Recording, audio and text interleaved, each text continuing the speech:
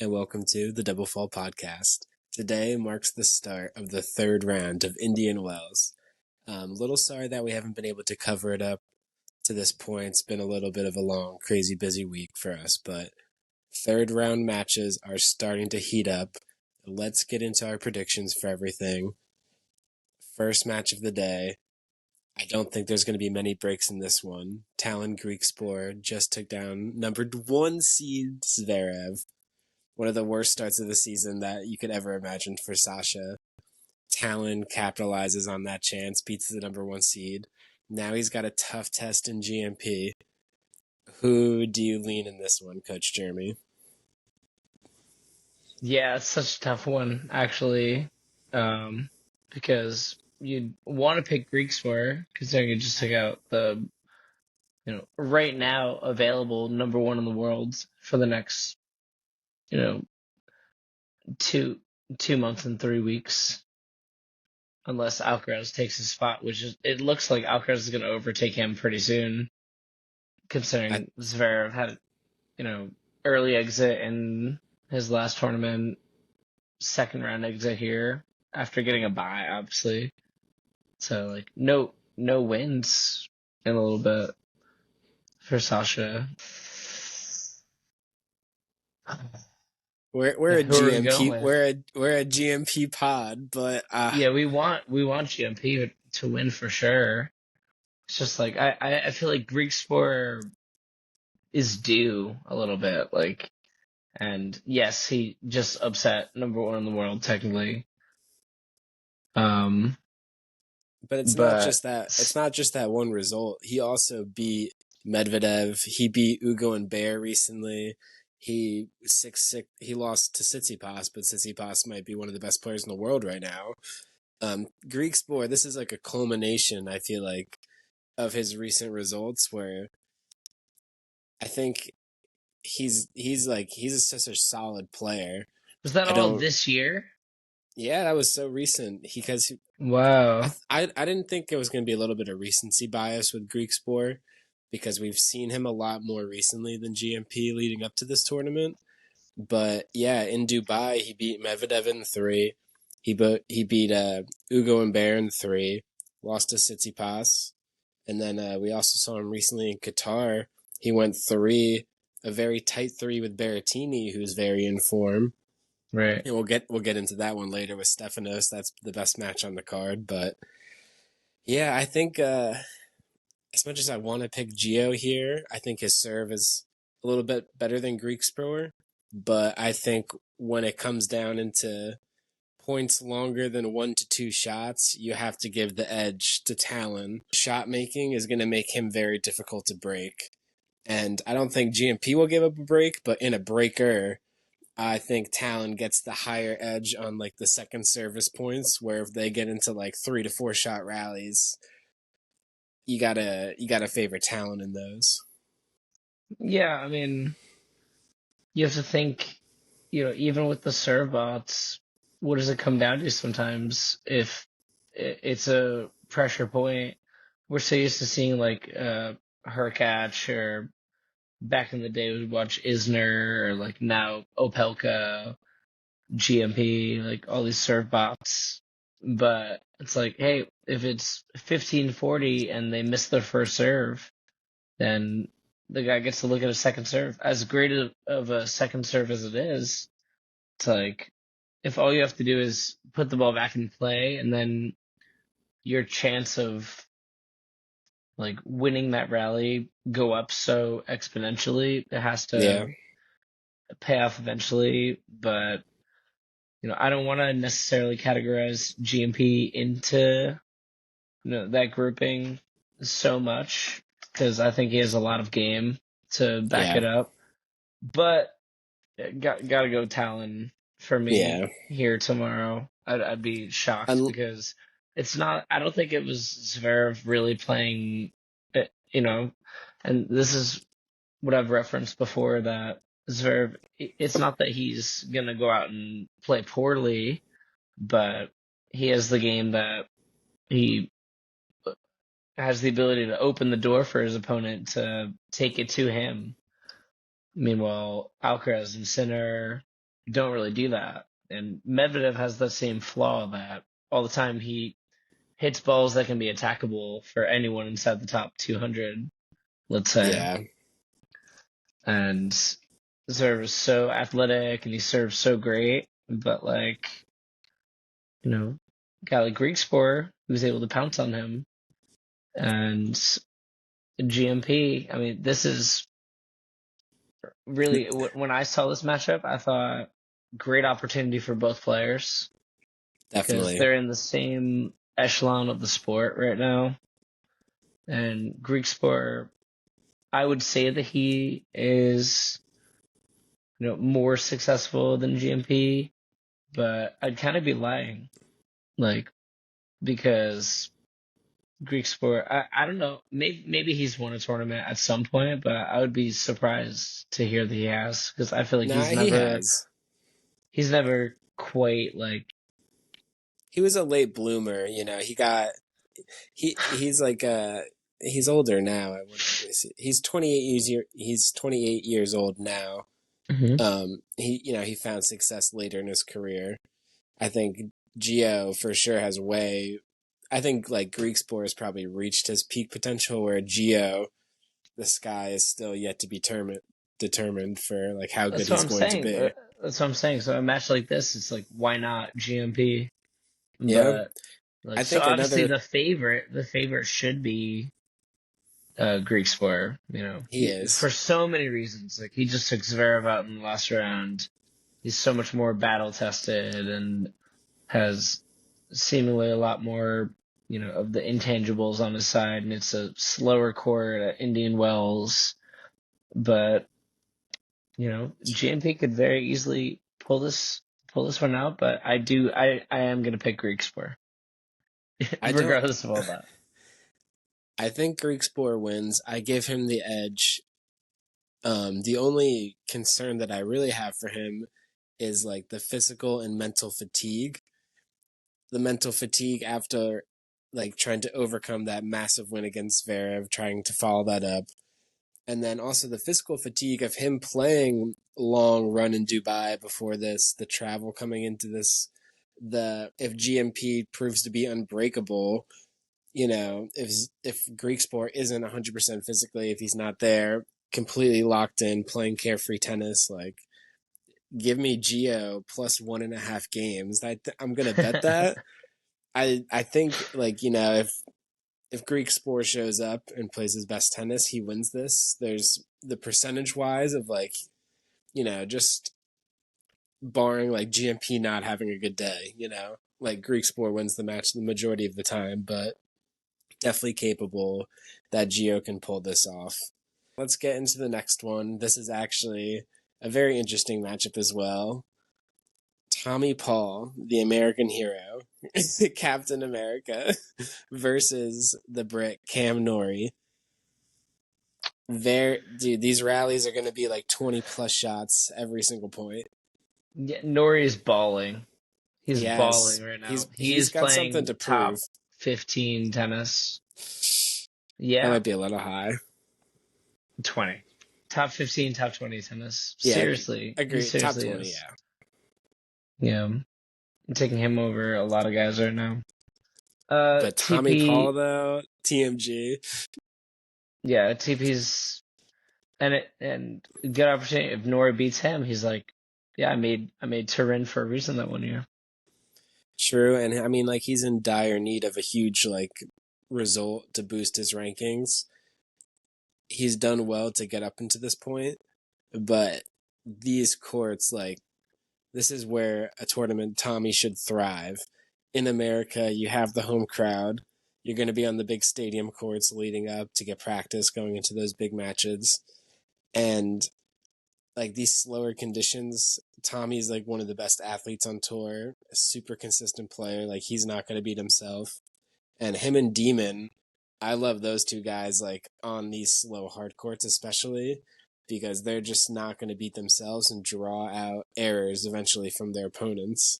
So I love Norrie. I think his leftiness is always a problem for players to deal with, but I don't know. I think maybe this Yeah. is TP in 3. Because I give credit I to like Norrie. I like I think it's I gonna. like TP in three. I do like that pick. I like Norrie making it a match. Yeah, like I don't think But it's gonna be easy. I one respect one Norrie's weird game. thing one weird thing about Tommy Paul's game is that he I think he likes a fast hard court because he likes when people are obliterating the ball at him, and that's where his ability to counterpunch and just be like, use his smooth ground strokes effectively come into play. Hmm. Like, I don't think he likes to have to generate the pace as much. That's not really That's his true. MO, right? Like, you can hit it as hard as you want at Tommy Paul, and he will just, send it back, maybe with a little interest or not, but like, I feel like on Yeah, but can't. clay, he's not. It doesn't look like he can end the point as easily. Meanwhile, on hardcore, when the ball's coming at him with so much pace, he can, redirect it to end the point a little easier. Definitely. But yeah, still like him in, a close match with Norrie. Maybe it I goes like. three, maybe it doesn't. But yeah, let's go TP.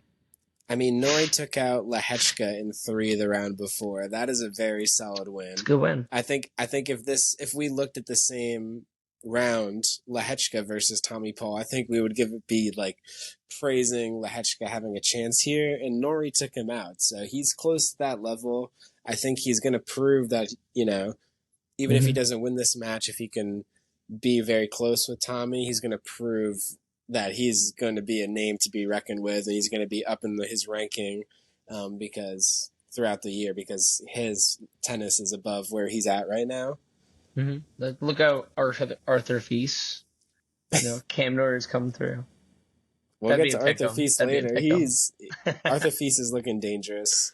Oh yeah. Let's go. Oh yeah. Let's go quickly into the next one. Jim Kardashian, Marcus Giron. Who I don't beat know. Rude? I, Oh, we wanted that to happen in Dallas, but thank I God it happened know. now. We At were an like, even we bigger were itching. tournament.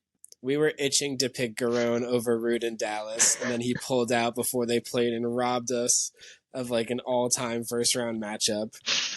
The draw makers knew what they were doing, putting those two together because they knew they were going to have a blockbuster. And I mean, what a win for Giron! He did look great. He's got a tough test in Alexei Popyrin, who's been out of form leading up to this tournament. Kind of redeemed himself, getting to this point, getting a win under his belt. But I mean, Giron in these conditions, like this is what he's made for. I don't think I think people are gonna maybe discount it a little bit because it's Casper on a hard court. So like, obviously he's not the fifth best player on the hard court, but he's gonna be that high seed. But I mean, Giron, I I think Casper is in these conditions, in these slow hardcore conditions. Like if Giron played at high level, like it wasn't just like a fluky win. I think that proves Giron is playing at that deserving level to be a favorite. So I think he can follow it up here for sure against Popyrin. Definitely. Yeah, I would pick Giron to win this one.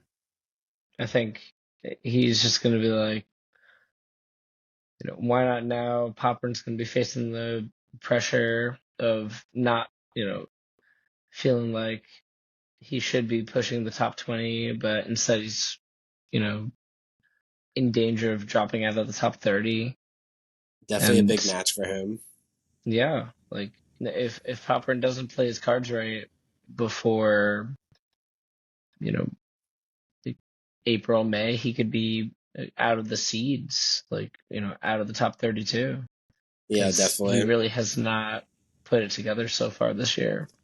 And he He's had a get pretty good year last year to, get out of that journeyman spot. Like he well, he won a for Masters 1000. That like oh yeah, he's going to that'll be pump your and I think it points a was little bit. Paris at the end of the year, so he's going to be relying on those ranking points to carry him all throughout the year. So this is really a prove it year for Alexei Popyrin if he's deserving of that top ranking because he's going to be getting these we say good draws with like quotations amount around it because there's no really good draws anymore. The tour is so deep these top guys are losing earlier and earlier because the draws are so stacked. Like, there's no gimmies anymore. You got to play good tennis. Like, you see Zverev is like probably the poster boy for that right there. You know, he's not losing to nobodies. Like, these guys are good tennis players. So I love the state of the tour, and I think in this next matchup, these are two, I would say, stars of the tour, and probably the biggest match on the card. Super in form, coming off of a Dubai win. Stefanos Tsitsipas. He's got the new racket. He's playing Matteo Berrettini, revenge spot, because Steph just took him out on his title run. And now, can he prove it here on the slow hard court, where traditionally he hasn't had the most success, but the way he's playing now, it's tough to pick against him. I did pick against him in that final, and you had his back for the umpteenth time, and he's broken your heart so many times, and you've tweeted about how many times he's broken your heart, and you still had his back. And honestly, I respect that. Right? My passion for the one-handed backhand goes so deep, man. Yeah. I've gone through the gauntlet with that. Berrettini also, throughout our last year of talking tennis, I would say, I called that he would be a seed a while ago when he was still just coming back onto the tour. From the first match, oh yeah, this he's back. He's gonna be a seed, in no time. He's a former Grand Slam finalist on grass, and he was very close on hard courts, and not even a slouch on clay. He's a top 10 talent for sure. And it's in this matchup specifically, 4-1 head to head for Tsitsipas. Obviously, the recent result, Steph's playing out of his mind. This is such a tough one. I'm gonna take. They both have so much momentum. Steph more immediate momentum, but throughout the year, Berrettini has more momentum overall because he's risen so much in the rankings compared to where he was 6 months ago. Yeah, once he came back from injury and everything. Tsitsipas, in his own way, is higher than he was. He's back in the top 10. I think. Okay, here's my take on this one. Obviously, I'm biased for the single-handed backhand.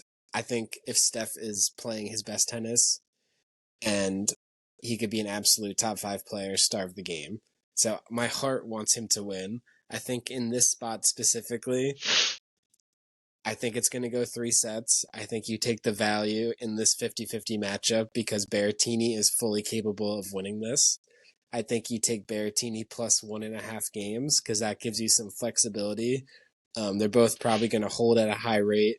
I think Berrettini's forehand is just as effective right now as Stefanos. Maybe Steph has the little edge. But I think Matteo will hang in this matchup for sure. I think everything goes against him. He lost recently to Steph. He's got the bad head-to-head. This is slow hard court, so you think that might favor Steph. But I think Berrettini, if Steph wins this in 3, which that would be my call. Yeah. That would be a match. I think he wins it in 2.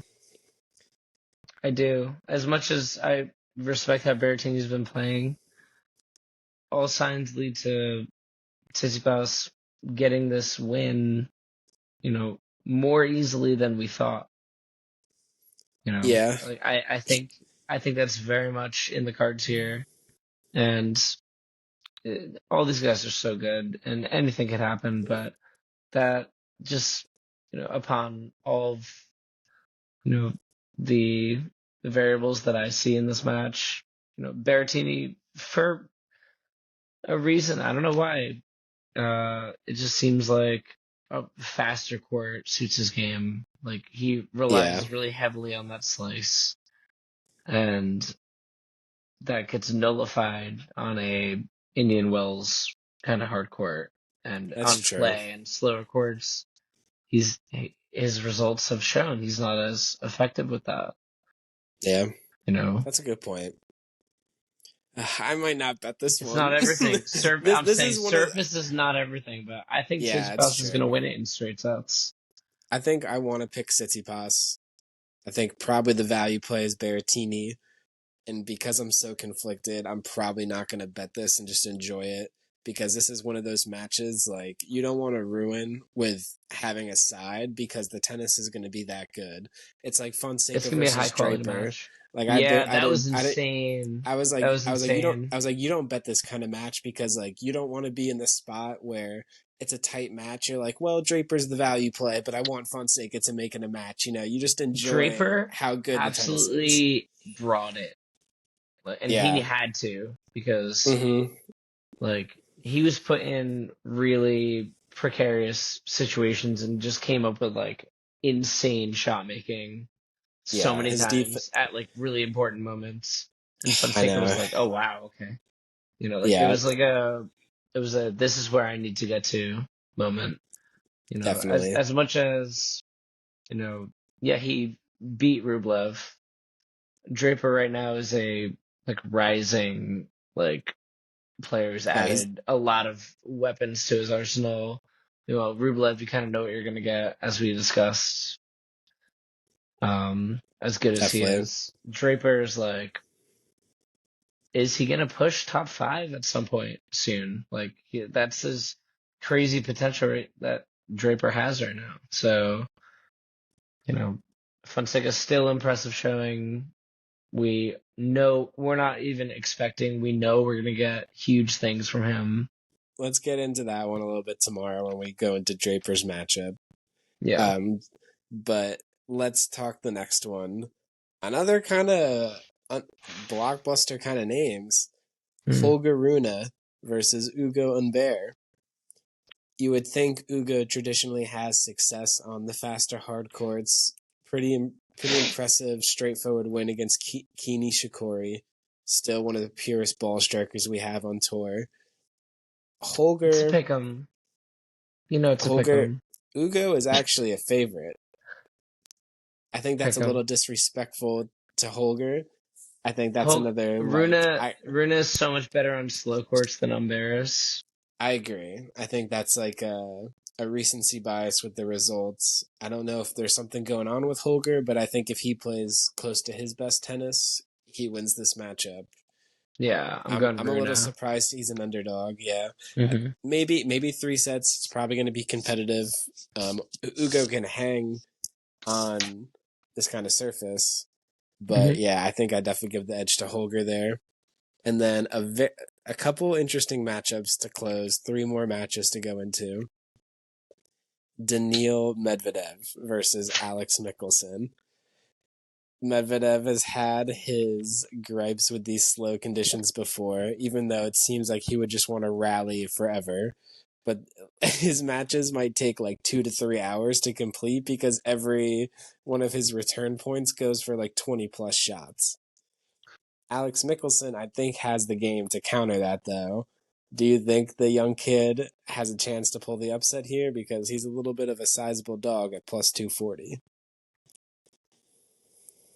Yeah, I still think that, yes, Medvedev has strung together a few good wins, like very recently, but throughout this year, I've just been asking, like, what is going on Yeah, with Daniil Medvedev? Like, oh, it's an injury, or oh, he had his kid, or like, oh, he's just like, people have figured his game out that he's so attackable. I think that anyone inside the top 50 has a real shot at beating Medvedev anytime they play I right agree. now. That's my opinion. And Mickelson is right up there with him. He has a pretty decent chance, taking him out. I think Um, I love taking Mickelson plus 3.5 games here. That's so many. And I think there's been a transition slightly in tennis where the balls are slowing down, the conditions are slowing down. And what made Medvedev so successful, especially on a hard court, where he is the hard court specialist. Where Mhm. when he was serving lights out 135, he was holding games very efficiently, very quickly in like less than 2 minutes. And then his strategy on return was draw out players into points and long rallies for as long as possible. So his game really isn't like you said before, Carlos or Yannick take the racket out of his opponent's hand, hit him off the court. He wants to draw errors from his players. And like where you said was Zverev, he has got that a tendency to let players into rallies, and then one subtle ball they can attack, they have the opportunity to take advantage, and that makes them capable of not winning matches. So Yeah.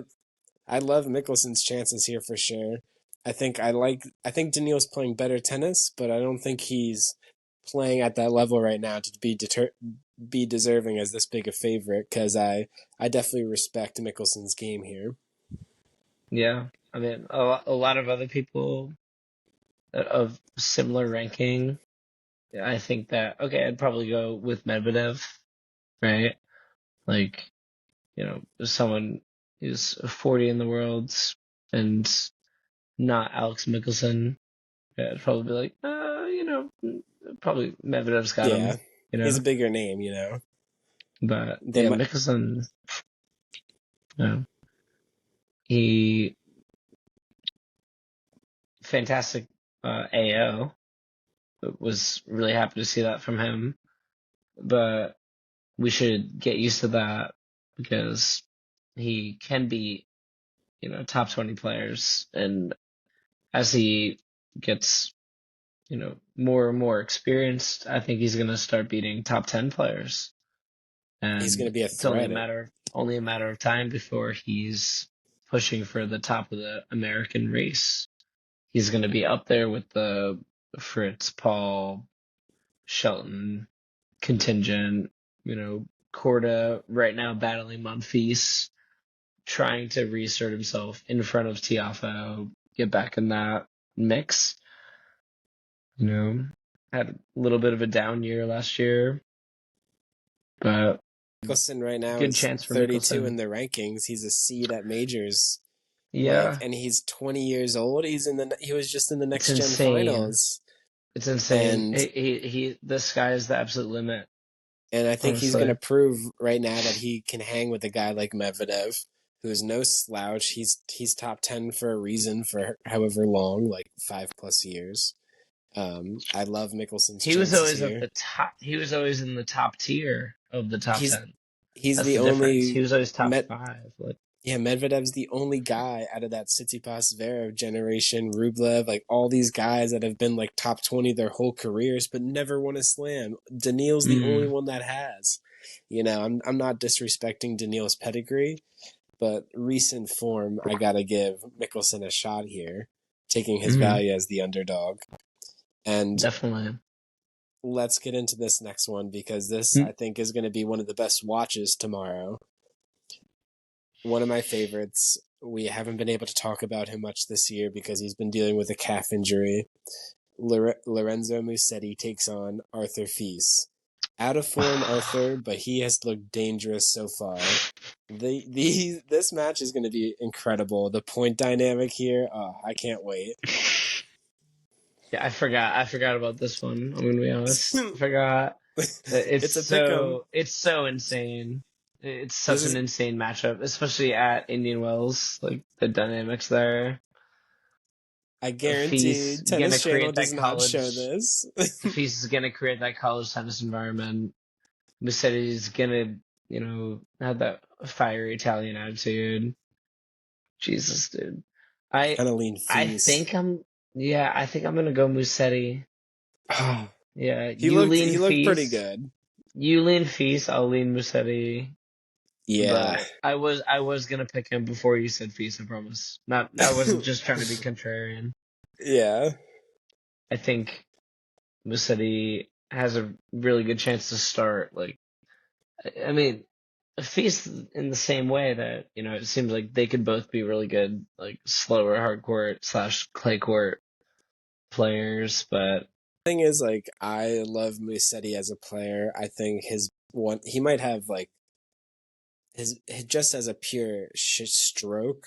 His one-hander is one of the best one-handers in the top 100. Sure. And For sure.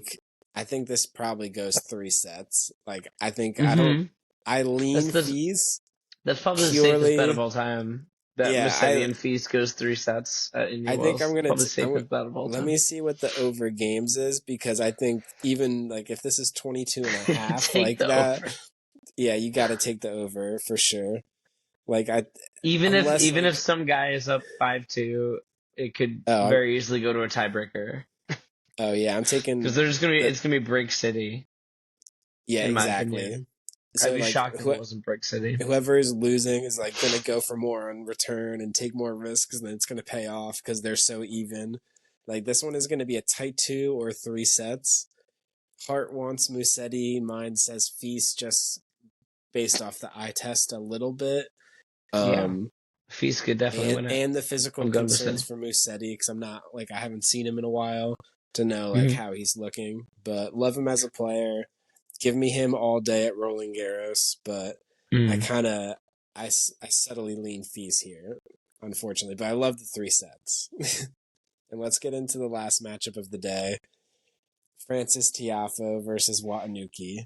Watsnuki got a little bit lucky. He got a little bit lucky going through from retirement from Mahak, who has been playing incredible tennis, but I guess his deep run in Acapulco took a toll. He had to retire there, gave Watsnuki the pass through to Tiafoe. I mean, Francis is Wait, always tough to. didn't Waternuki beat someone in the first round to see Mahatch in the second round? He played Bublik in the first round and Oh won in well, 3 okay, sets. Bublik, like I would, he should be a seed, Yeah, but at the he same could time, he be. definitely shouldn't be. Yeah, But he yeah, could Bublik's a be. special. Of all the players that aren't seeds, Bublik's a special case that like he should have definitely been the favorite in that match. So good win for Watanuki there, Tiafoe's got to win and this then though. He can't yeah, lose yeah, this. yeah. He has to separate himself. Yeah, I watched the entire match against, I can't even pronounce his like name, like Zoomer, and it was 7-6, 7-6 Tiafoe. Tiafoe came back from 5-1 in the second set, broke all the way back, ended up winning. Nice. The entire time you could tell Tiafoe was clearly the better player, but Francis was just gifting him free points after free points and just let him stay in the game. So I think Yeah, if we get a more focused Francis, I think he handles Watsnuki. But if we get that Francis where he's just gonna, not be clinical and let people stay in the match, like if anybody yeah, does that on tour, they can lose. definitely. They're susceptible. Yeah, And and Watsnuki's not a Tiafoe has scrub. shown. Yeah, Francis has really shown. If he's not on his A game, he has vulnerability to get upset by a lot of players.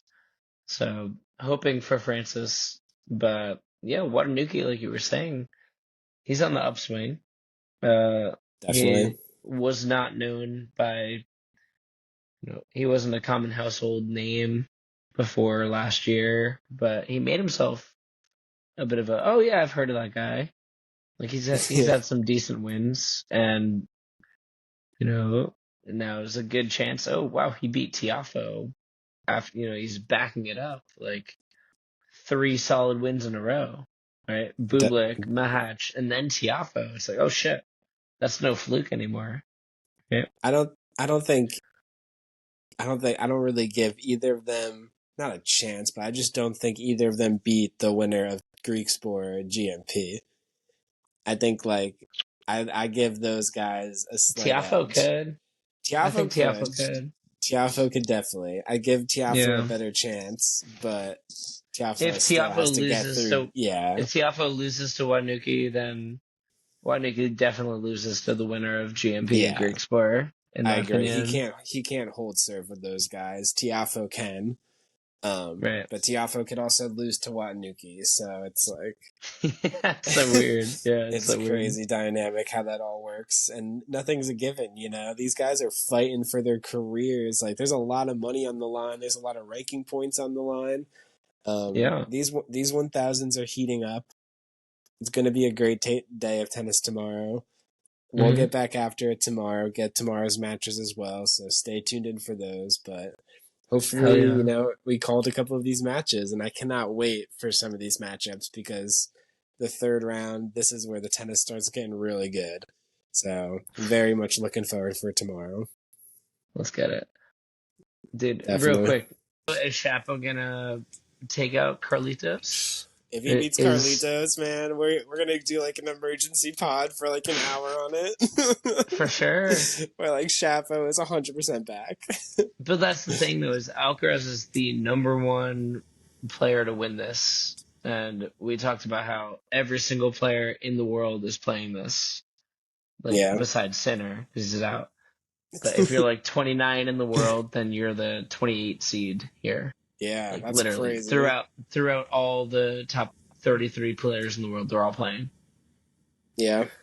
So if Shapo takes out Alcaraz somehow, he might as well win the whole thing. Yeah, Because seriously. Zverev's already out of it. Shapo was number 3 on your hardcourt, Will's ATP hardcourt rankings. I bumped him down to 4 after Steph won Dubai. Oh, right. I don't know, man. If Shapo takes out Alcaraz, I like him winning it all. Dude, I put in my my fun Indian Wells bracket that I filled out. It was Steph versus Shapo in the finals. So I was like, if we get that, I will record that and watch it on repeat. Like, No way. That would be absolutely must-watch television for sure. That's what Hey. if I could craft a final, we're rooting for Steph Shapo. I don't know if we're gonna get that. Hopefully we do. Yeah, you'd be like, well, GMP takes out Kovacevic in the quarters, and then he runs into Grigor. Grigor, he's playing better. Musetti, Grigor in the quarterfinal. I just pick all the one-handers. It's like, I have no biases. It's like, here's a perfect time to plug my highlight reel for my one-hand backhand misses. Yeah, when Dimitrov hit this one-hander, it kind of reminded me of this moment, and it clips. It got to you with a clip of you ripping a one. We gotta start doing that. That would be hilarious. Oh man, that's funny. If I could pick, what would happen? I mean, Federer would come out of retirement and play dominant team. You can't even fill. You can't even fill a quarterfinals with one-handers. Like, there's GMP, Dimitrov, Chris O'Connell, Danny Altmaier, Kovacevic. Yeah, that's true. You could barely fit a top 8. Not a pushover. Yeah, top 8 would be tough. Yeah, GMP and Shapo resurgence was huge for the one-handers. It's true. It's also true. Because there was literally only Musetti, Dimitrov, Steph and Grigor, yeah. Steph. So yeah, thank God we're those a guys... dying breed, but we're not gonna let it die. That's for sure. Long live the one-handed backhand. All right, Jeremy, that was a good laugh. Good chat. All right, good night, man. Good luck at work tomorrow.